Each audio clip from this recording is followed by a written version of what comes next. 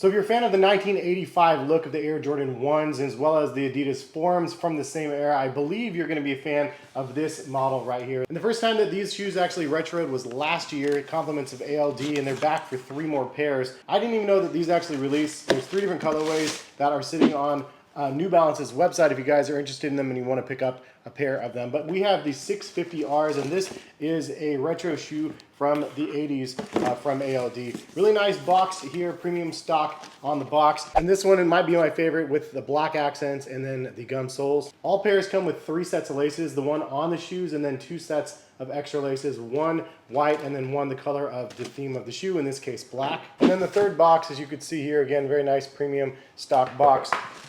We have the baby blue colorway. This one is another really nice one. And then again, 2 sets of extra laces, white and baby blue. The box does say New Balance and then Aimé Leon Dore, or A Million Doors as I always call it. But these are a collaboration with ALD. And Teddy Santis is the founder of ALD. And he's also like a creative director. I believe that's his role for New Balance as well. So he's released a lot of different 990 series sneakers in the last couple years, and he's had a pretty significant cultural impact in the last couple years, starting with his 550s, which is another pair that he unvaulted from New Balance's Rolodex of sneakers. So Steve Smith, he's actually a designer currently at Adidas. He worked at New Balance and all these other different companies, Puma, and he's like kind of the godfather of the dad sneakers, as they say. He's actually in Portland, Oregon. I actually met him when I was in Adidas at like this creators lab sort of thing. It was pretty awesome, honestly. I was wearing the Wave Runners on feet. He's like, oh, I like those shoes. I was like, yeah, cool, yeah.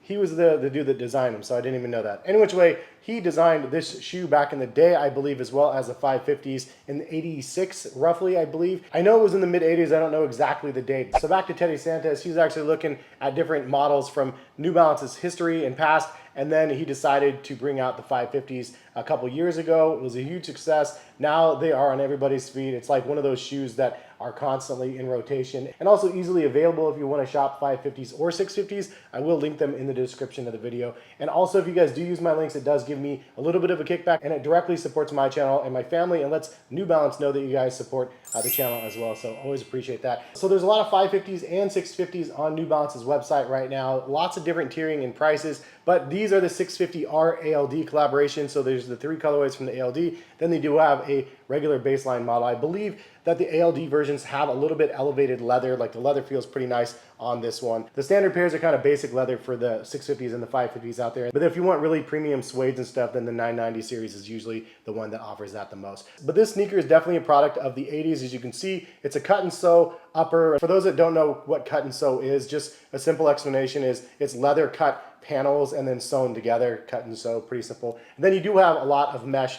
on the upper as well, which is kind of a fun little difference with this pair of sneakers to some of the other sneakers out there. Usually you have mesh on the tongue, but not on the outside of the shoe. You have some leather panels that are perforated leather to give it a nice little effect as well. I do like that each pair does have a ALD New York logo on the back on one shoe, and then on the other shoe there is a New Balance logo, but it's done in like an off-white color, so you can really barely see it right here. It is kind of embossed on here, so you can feel that, which is kind of nice. The rubber outsole and midsole is just crazy thick on these things, something that you feel is substantial on feet when you have them on feet, because again, they're very heavy and you do have a full rubber. Again, on the insoles, you do have New Balance branding on one shoe and ALD branding on the other. And then on the tongue, you actually do have both. It says ALD at the top, kind of in a fainter color, and then New Balance logo in the middle. Now, these are very similar to the 550s. The 550s would be, I guess, the low top version. These would be more or less like a high top version. If you want to see like a direct comparison to both of those shoes, I can grab my 550s because I do have that 3-pack that released from the last ALD drop. I actually still have all 3 colorways of those as well. Now, as for sizing of these shoes, I'm actually just terrible at sizing information.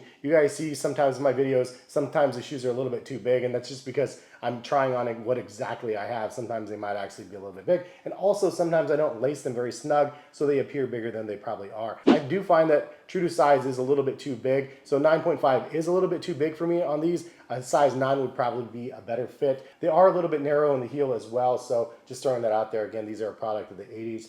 So it's not like a super wide foot friendly sort of environment here. But if you have a difference in opinion in the sizing of the shoes, please leave a comment in the comment section and let other people know.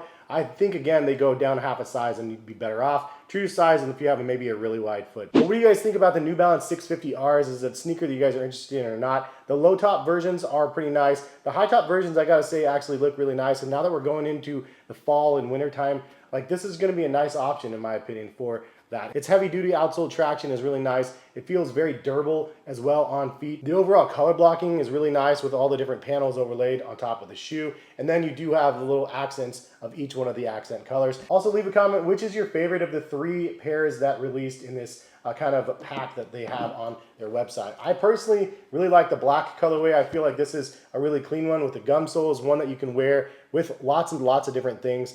Then obviously if you're a fan of little green accents or the baby blue, you can use that to your advantage when you're creating your fits and stuff. But I think the pair that goes with the most outfits is probably going to be the black and white pair. I mean, typically the way it goes, but a really nice colorway. Again, if you guys are interested in buying them, check the links in the description. I always appreciate when you guys do that. And thank you New Balance. They actually sent me these 3 pairs of sneakers for this video. Super awesome that they actually did that. I posted it on social as well. I was just super stoked that they sent them over. But appreciate you all for stopping by and watching. If you guys are new to the channel, hit the subscribe button. And hopefully we'll see you back on the sneaker channel for more content very soon. All right, peace guys.